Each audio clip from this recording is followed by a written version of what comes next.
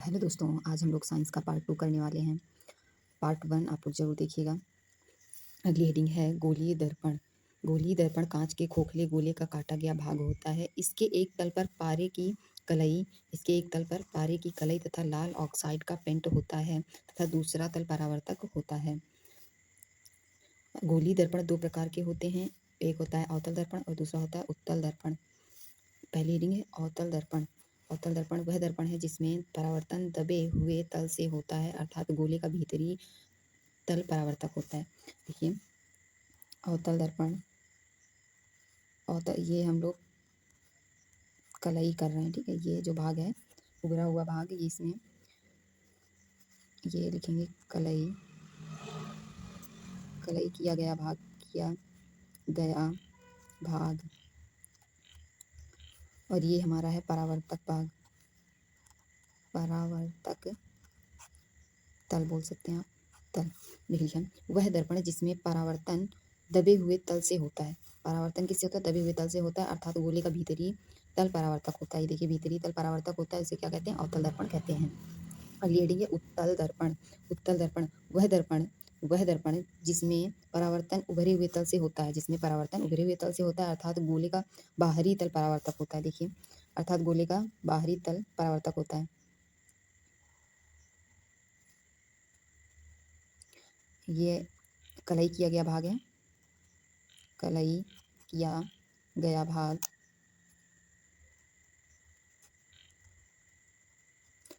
और ये है परावर्तक तल, ठीक है।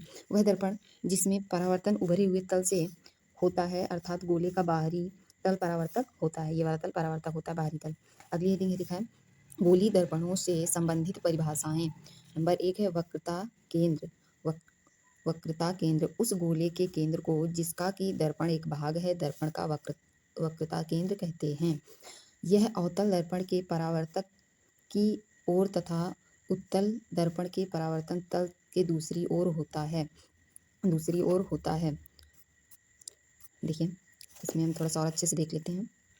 यह अवतल दर्पण में परावर्तक की ओर अवतल दर्पण में परावर्तक की ओर, यह अवतल दर्पण परावर्तक की ओर तथा उत्तल दर्पण में परावर्तक तल के दूसरी ओर होता है। परावर्तक तल के दूसरी ओर होता है। ये देखिए परावर्तक तल के दूसरी ओर होता है, हम बना के दिखा रहे हैं आपको, ठीक है।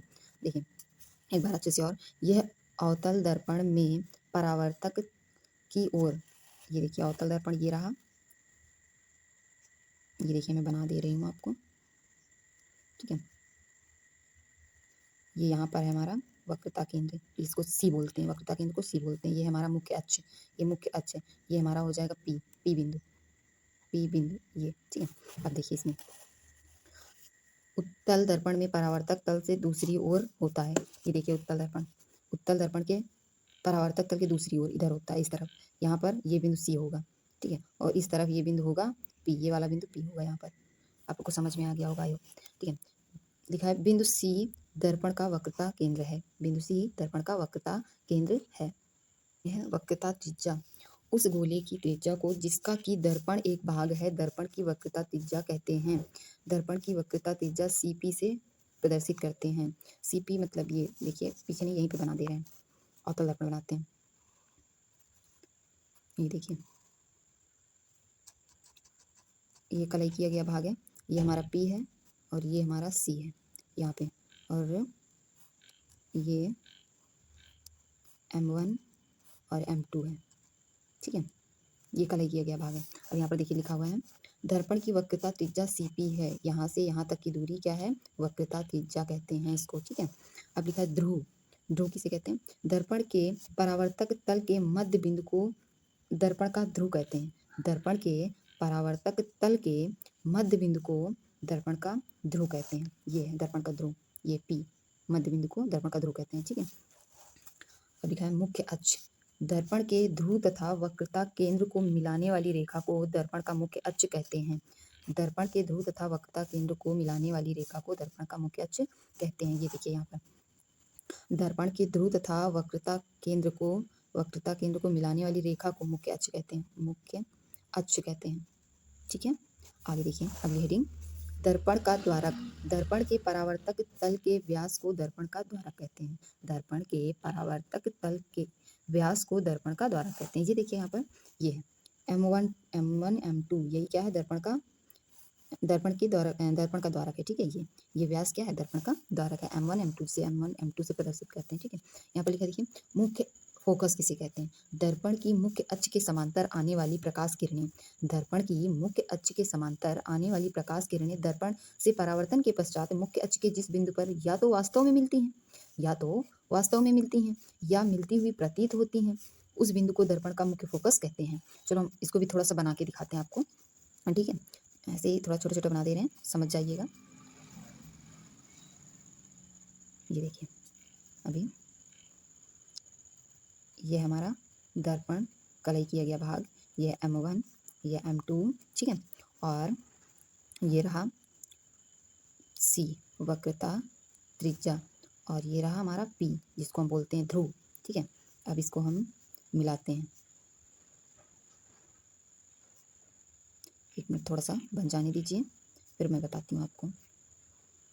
ये हमारा है बिंदु F जिसको मुख्य फोकस बोलते हैं। ठीक है, ये जो हमारी रेखाएं हैं, ये देखिए, ये रेखाएं जा रही हैं, फिर वहाँ से टकरा कर वापस आ रही हैं। ये देखिए, ये टकरा कर वापस आ रही हैं। ठीक है, ये हमारा अवतल दर्पण है, ये हमने जो बनाया है अवतल दर्पण में है। ठीक है, ये देखिए लिखा है, दर्पण की मुख्य अक्ष के समांतर आने वाली किरणें, मुख्य अक्ष के समांतर आने वाली किरणें। ठीक है, किरणें दर्पण से परावर्तन के पश्चात, ये देखिए दर्पण, इसमें परावर्तन हुआ है, फिर मुख्य अक्ष के जिस बिंदु पर या तो वास्तव में मिलती हैं, ये देखिए वास्तव में मिल रही हैं, और या फिर वास्तव में मिलती हैं या मिलती हुई प्रतीत होती हैं। जब हम अवतल दर्पण बनाएंगे तो ये मिलती हुई प्रतीत होंगी। चलो हम आपको वो भी बता देते हैं, बना के दिखा दे रहे हैं। ये देखिए, ये हमारा है अवतल दर्पण। ठीक है, नहीं सॉरी, उत्तल दर्पण है, अवतल हमने बना लिया, ये उत्तल है। ठीक है, ये हमारी समांतर किरणें हैं जो जा रही हैं। अब देखिए यहाँ पर हुआ परावर्तन, परावर्तन के पश्चात ये हमारी क्या हुई, अभी देखिएगा,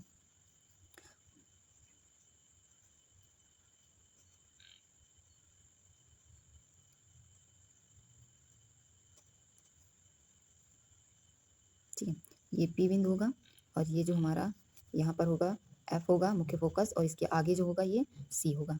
ठीक है, समझ रहे हैं, ये मिलती हुई प्रतीत हो रही हैं। ठीक है, यहाँ ये क्लियर कर दे रहे हैं। ठीक है, अब देखिए पूरा पढ़ते भी हैं और समझते भी हैं। ठीक है, देखिए, दर्पण की मुख्य अक्ष के समांतर आने वाली प्रकाश किरणें दर्पण से परावर्तन के पश्चात, ये देखिए अवतल में मुख्य अक्ष के समांतर चलने वाली प्रकाश की किरणें दर्पण में परावर्तन के पश्चात, जब दर्पण में परावर्तन के पश्चात किसी मुख्य अक्ष के जिस बिंदु पर वास्तव में मिल रही है, ये देखिए वास्तव में मिल रही हैं, इसको ये वास्तव में, ये फोकस है। ठीक है, ये वास्तव में मिलती हैं या फिर मिलती हुई प्रतीत होती हैं, उत्तल दर्पण में मिलती हुई प्रतीत होती हैं।